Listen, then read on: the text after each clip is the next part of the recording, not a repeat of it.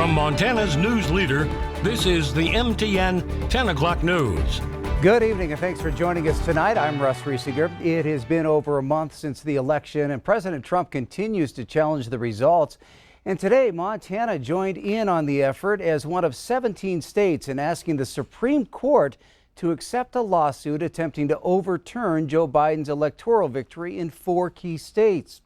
Montana Attorney General Tim Fox says the odds of the High Court accepting the late lawsuit filed by Texas are slim at best. But the Republican AG says the case raises important constitutional questions about the integrity of mail-in ballots in Georgia, Wisconsin, Pennsylvania, and Michigan. The suit filed this week by Texas Attorney General Ken Paxton says the 62 electoral votes from those states should be invalidated, thus giving President Trump the win. All 17 states asking the Supreme Court to take the case do have Republican attorneys general. Many legal experts across the country have said the Texas lawsuit is without merit and that Texas doesn't even have standing to challenge votes in other states. Well, the filing, joined by Montana, was written by Missouri Attorney General Eric Schmidt. The president-elect's son, Hunter Biden, revealed he is part of a federal investigation just hours after his father introduced his historic pick for defense secretary. But that nomination is already getting some pushback on Capitol Hill. Natalie Brand has more. Good afternoon. President-elect Joe Biden took the stage with his nominee for defense secretary, retired 4-star Army General Lloyd Austin. If confirmed, he would become the first black man to lead the Pentagon. I know this man. I know his respect for our Constitution. I know his respect for our system of government. You can expect that as Secretary of Defense that I will give you the same direct and unvarnished counsel. But General Austin, who retired from active service 4 years ago, will need a congressional waiver to exempt him from a federal law requiring defense secretaries to be out of uniform for 7 years. While congressional Democrats have praised the historic nature of the nomination, some are expressing concern about passing another waiver, having done so for President Trump's former defense secretary, James Mattis. I believe in the importance of civilian control of the military.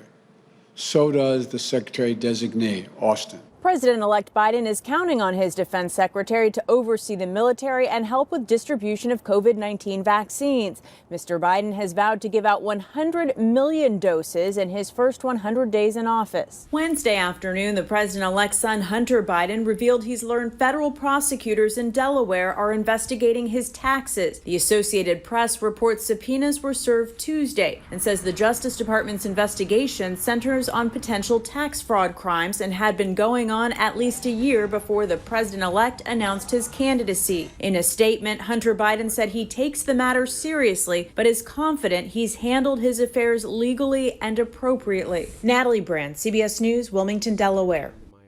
Most sources tell CBS News President-elect Joe Biden is not under investigation. The Biden transition team also released a statement this evening saying he is deeply proud of his son, who has fought through difficult challenges, including the vicious personal attacks of recent months. On a day that the United States saw its highest single-day death total with nearly 3,000 people passing away, Montana's COVID-19 related death toll surpassed 800 today as county health officials reported another 9 deaths. Bighorn County again reporting yet another death today, bringing the total there to 53. That's 3 Bighorn County resident deaths in 3 days. MTN reports the statewide death toll is now at 804. And nearly 500 people are hospitalized with coronavirus. Tomorrow, Yellowstone County Health Officer John Felton will address the community with the latest information and impact from COVID-19. Felton will also have details on vaccination, quarantine guidance, and the upcoming holidays. We'll carry that news conference live here on Q2 and on the Q2 Facebook page starting at 11 a.m. Wyoming health officials confirmed another 19 COVID-related deaths today. All of those victims died in November, with Fremont and Natrona counties reporting 4 each. Wyoming now stands 1 death shy of the 300 mark, while the state is approaching 33,000 total cases. We are learning more tonight about yesterday's officer-involved shooting in Billings. Billings police say 36-year-old Richard Martinez drove a vehicle at officers before he was shot. happened around 3 o'clock Tuesday in the 600 block of Claus Circle in the Heights. Lieutenant Brandon Woolley says officers with the Montana Violent Offender Task Force were trying to arrest Martinez on valid warrants. When Martinez drove at the officers, one of them fired. Martinez was treated for a gunshot wound and released from the hospital. He's currently being held in the Yellowstone County Jail. And some scary moments when a suspect leads law enforcement on a chase through 3 counties.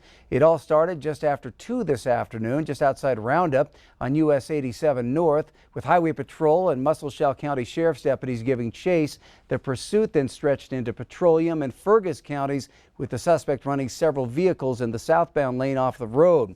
Now, the Muscle County Sheriff's Office is asking anyone who might have met the suspect's vehicle or been driven off the road to give them a call. The number is 406-323-1402.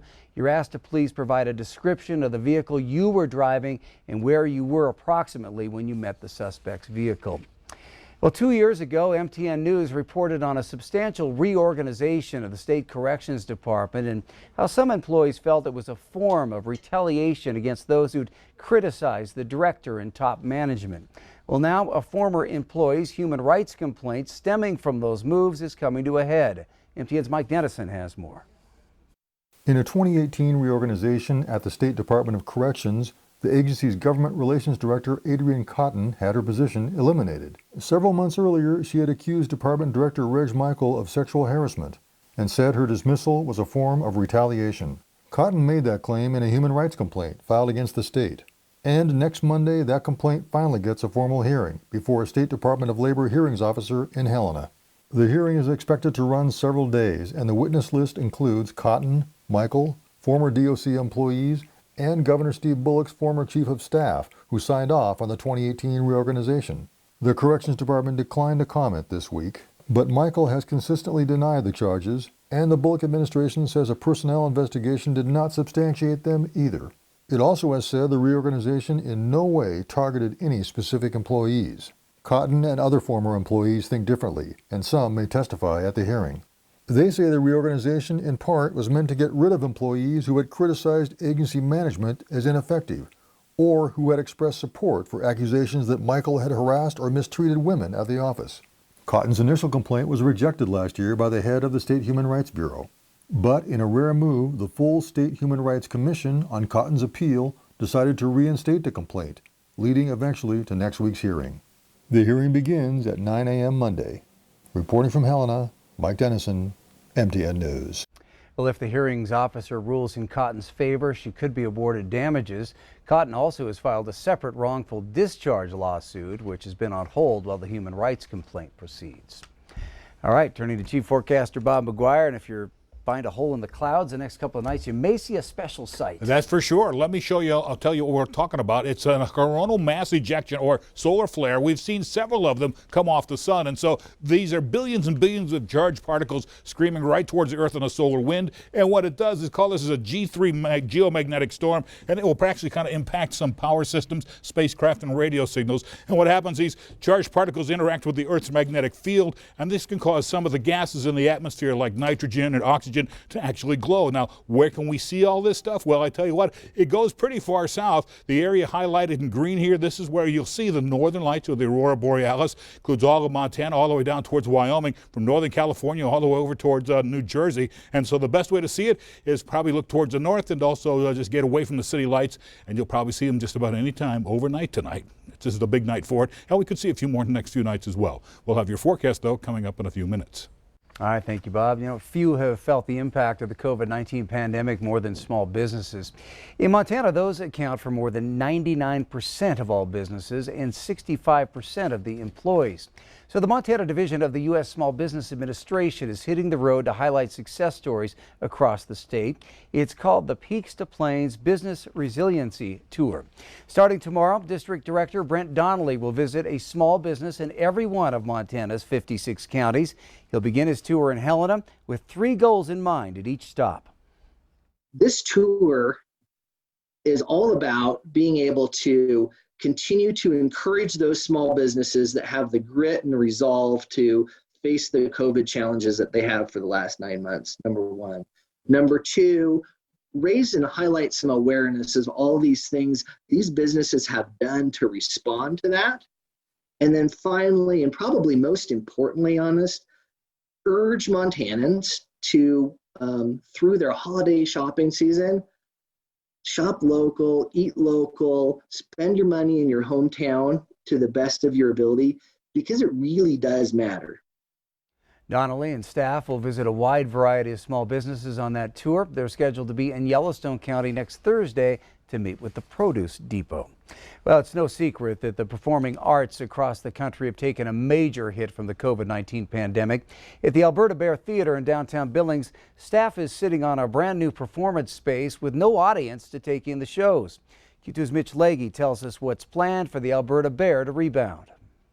It's really difficult. And across the country, like you said, performing arts are hit really hard.